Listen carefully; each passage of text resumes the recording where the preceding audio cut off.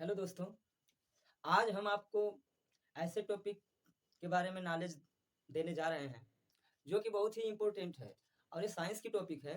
अक्सर ये बच्चे क्या करते हैं कि इस टॉपिक को छोड़ देते हैं और भूल जाते हैं कि आखिर में ये होता क्या है। देखिए, उत्तोलक के बारे में हम आप लोगों को बताने जा रहे हैं कि उत्तोलक क्या होता है। देखिए, उत्तोलक सरल मशीन का एक भाग होता है, यानी कि कोई भी मशीन जो होती है, उसमें उत्तोलक का बड़ा ही अहम रोल होता है।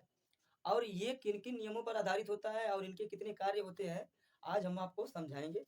देखिए, उत्तोलक जो होता है इसके बारे में हम पहले आज समझ लेते हैं, ठीक है ना?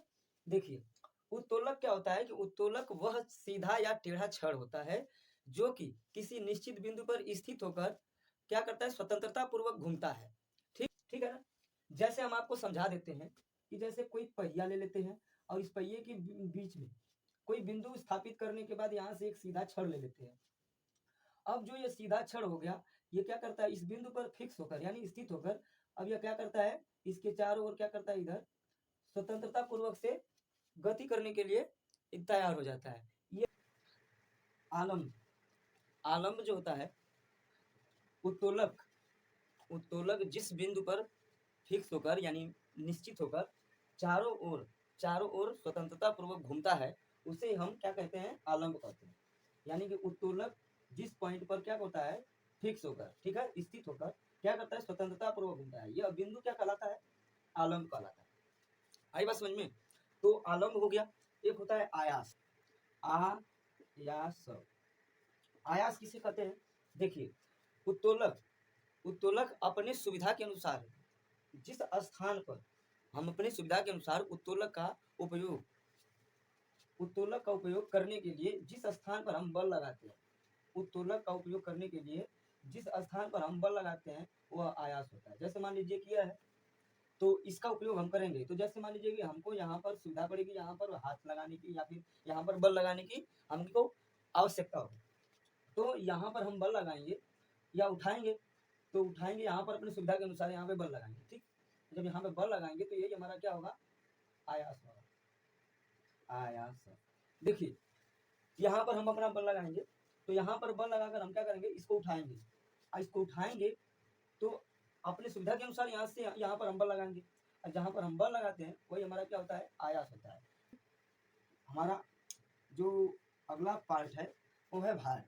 ठीक, यानी हम बल लगाएं किसके लिए, भार को उठाने के लिए। तो यहाँ पर ये वाला जो है हमारा भार होगा, तो यहाँ पर क्या लगाएगा, भार।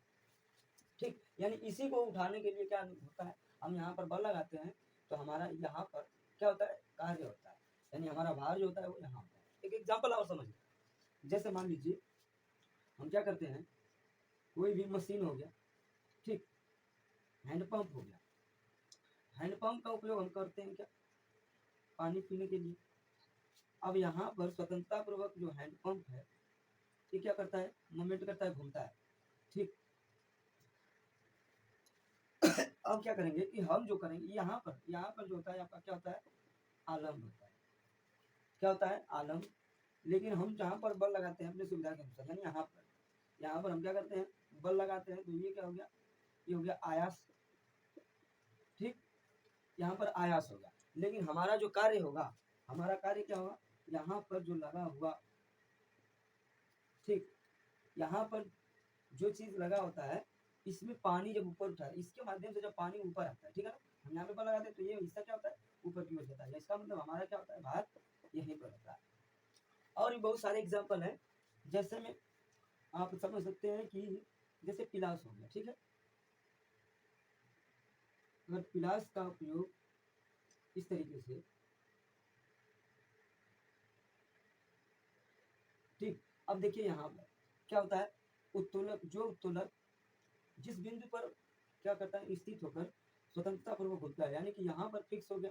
अब यहाँ पर फिक्स होकर क्या करता है, अब ये चीजें क्या करते हैं, यहाँ वहां घूमेगा, तो इसका मतलब यहाँ पर क्या हो गया, आलम आलम हो गया। लेकिन हम इस पर बल कहाँ लगाएंगे, हम बल कहाँ लगाएंगे, यहाँ पर अपना बल लगाएंगे, तो इस जगह पर हमारा क्या हो जाता है, आयास हो जाता है। क्या हो जाता है, आयास हो जाएगा। इसके बाद अब हमारा कार्य जो होगा वो यहाँ पर होगा, यानी इस स्थान पर। तो इसका मतलब जहाँ पर कार्य होता है यहीं पर हमारा क्या होता है, भार होता है। मुझे ऐसा लग रहा है कि अब इतना चीज़ बताने के बाद क्लियर हो गया होगा कि उत्तोलक क्या है। ठीक, इससे एक साफ बात है कि एकदम क्लियर हो गया होगा, बहुत ही आसानी तरीके से आपको समझ में आ गया है। तो अब मिलते हैं अगले पार्ट में, ऐसे ही कंटेंट हम आप लोगों के लिए लाएँगे और लाइक और सब्सक्राइब करिएगा।